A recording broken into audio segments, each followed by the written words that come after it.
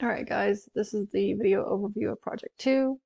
I'm just going to go over the main features of this project and kind of explain it a little bit. You don't even have a draft due until October 29th, right? So you have quite a bit of time, and the projects that we're going to do leading into that should be like scaffolding or create some foundation for this. So it's not like you're going to be starting from the ground up. However, I do want you guys to keep in mind that this one is significantly longer than your other project, right? So this is going to be 6 pages double spaced. Um, it's going to be, your draft at least, is going to be in MLA format. And what you're going to do is you're going to write an argumentative paper, right?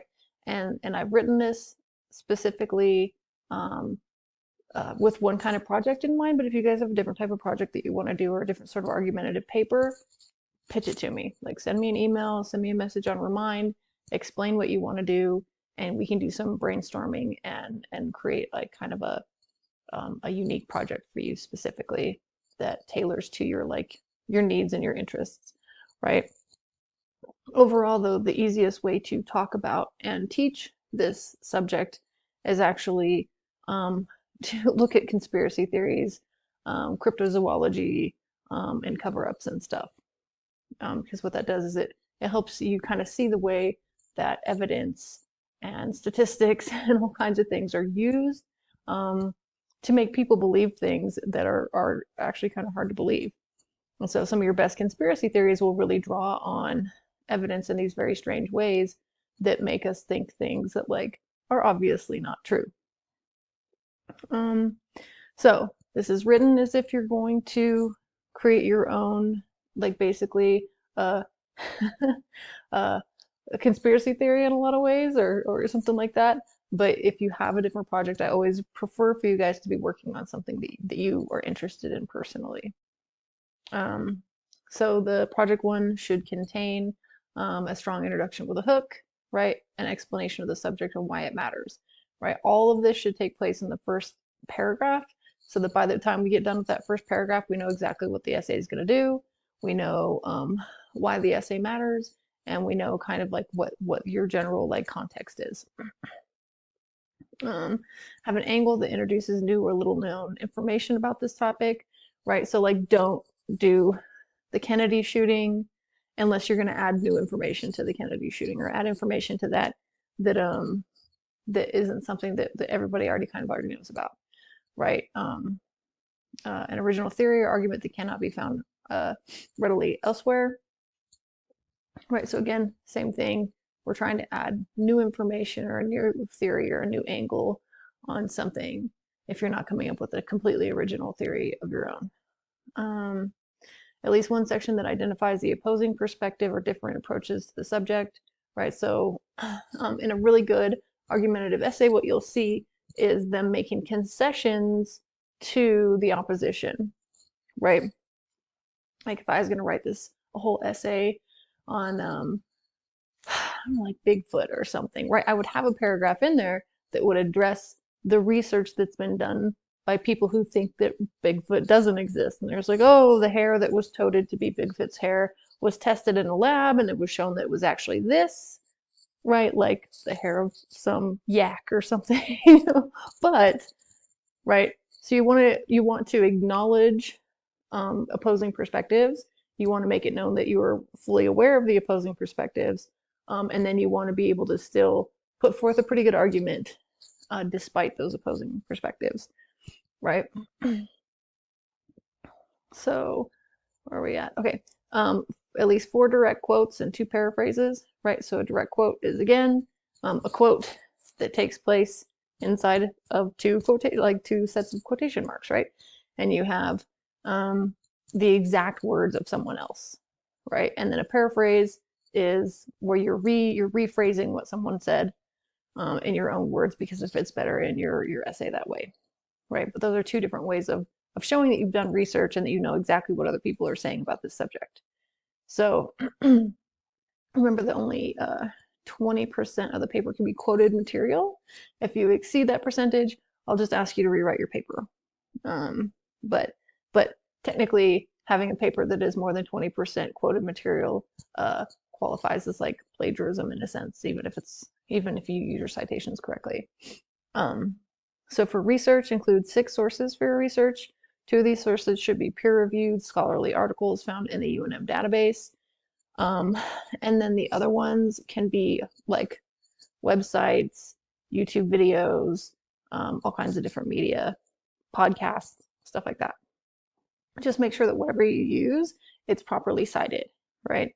And then you should include at least 3 different types of evidence, right? So types of evidence would include statistics, eyewitness accounts, hard science, videos, images, stuff like that. Like think about the different ways that evidence is used, and try to include at least 3 different types. I don't know why my thing is doing that.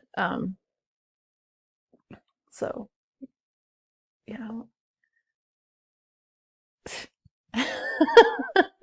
Okay, I'm mad at grammar check right now. Okay, so an additional page that clearly identifies the rhetorical situation of your paper, right? So like the last page of this, even after your works cited page, you're going to have rhetorical situation at the top, and then you're just going to have topic, angle, audience, purpose, and context, and you're going to write those out, right? If you don't remember what topic, angle, audience, purpose, and context is, go back and watch the video that I posted about that, and or read the chapter on that subject material, right? But this is like, topic is the thing that you are writing about. The angle is the way that you're approaching that topic, right? Are you making it scary? Are you making it funny? Are you making it interesting? How are you approaching this topic to get people's attention? Audience is who you're writing for. Your purpose is what you want this essay or project to do, right? What do you want people to walk away from that essay thinking or feeling? And then the context is like how you anticipate someone will encounter your piece, right? So since you guys are going to ultimately put these up on the internet, you might think about the context in that sense, of like, okay, like one context is, for the class, and one context would be like if people were doing a search on XYZ terms, my page might come up and they might encounter my work.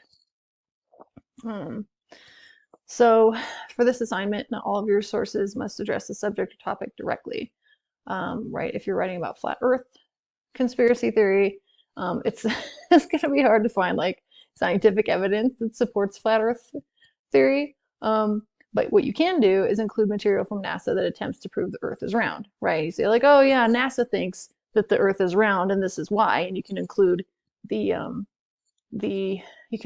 science that NASA has provided to prove that the Earth is round, and then you can turn right around and say, oh, but they're wrong and this is why, right? But that's still research, right? Even if the research that you're including doesn't support your main point, the fact that you have done the research and that you've found ways to include it in your article or in your essay is what I want to see. So any material that supports any element of your argument can be used, and that is even if it supports like the fact that you know what other people are saying, right? Or the fact that you know what the opposition is saying, that still counts as research. So, right, this assignment is designed to be entertaining. I really want you guys to take a minute and think about how to make this an enjoyable assignment, right? So you can sit down and be like, okay, what I want to do is take the conspiracy theory about, I don't know, Miley Cyrus being a reptile, and I'm going to break it down and prove all the reasons that that's just ridiculous, right? Or you can turn around and actually prove that she is a reptile if you want. Like, I don't care. Your ultimate conclusion can be completely irrational as long as you do the research and show you've done the research, and put the time and the effort into the project. Alternatively, like I said before, if you have something that you feel like really, really passionate about, you're more than welcome to write about that in an argumentative way, right? So like, if you think that aquaponics are the future of saving the earth and climate change, right? That is an argument that you're making. That is an argumentative paper, and that's something that you can write this paper about. So if you would like to complete this assignment in a format other than an essay, please do so. I want you to let me know what that other format is so we can discuss some of your options, right? Like you could do a podcast, you can do all kinds of things. But ultimately, when you do that, we have to kind of like move around some of the assignment parameters to make sure that that gets done correctly and that everybody's doing the same amount of work. Whatever the format is, please try to include relevant links, images, and other media in the final draft that you upload to your website, right? So, right, your draft is always going to be an MLA like paper, but your final is always going to be something that you upload to your portfolio online. So when you're going through this research, like you can even like bookmark different things that you want to add to your website at the end. And then again, the purpose of this assignment is going to help you learn how to research a topic, how to develop ideas based on that research, and how to manipulate information to use it in ways that were not intended by the original authors, right? At the conclusion, you'll know how research is commonly manipulated to support specific arguments, and you will have increased your ability to dissect and understand the arguments that you encounter in your field of study and in life. So here is the rubric. I'm not going to go over it that much. If you ever ask me to like justify your grade, we'll go over the rubric, but really the way I'm doing this class is that you are going to get an A unless you refuse to make the changes that I ask for, right? So most of the time it's like, this is going to be like, you get an A for doing the work. If you don't do the work, that's going to detract from your grade. If there's something significantly wrong with your paper, I will send it back to you and you'll make the changes and then you'll get an A. So that's where we're at with that, right? Again, this is not due until, like, you don't even have a draft due until the 29th. So I want you to start thinking about what you want to do and how to make this like, how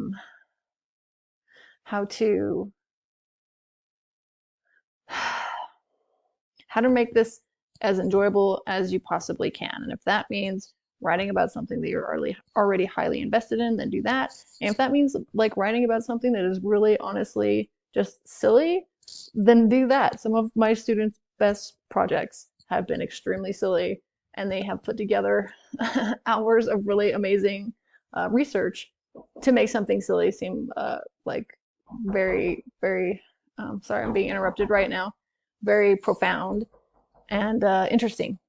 So if you have questions about that, send me a message or send me an email. Otherwise, just have in the back of your head that this is where we're going.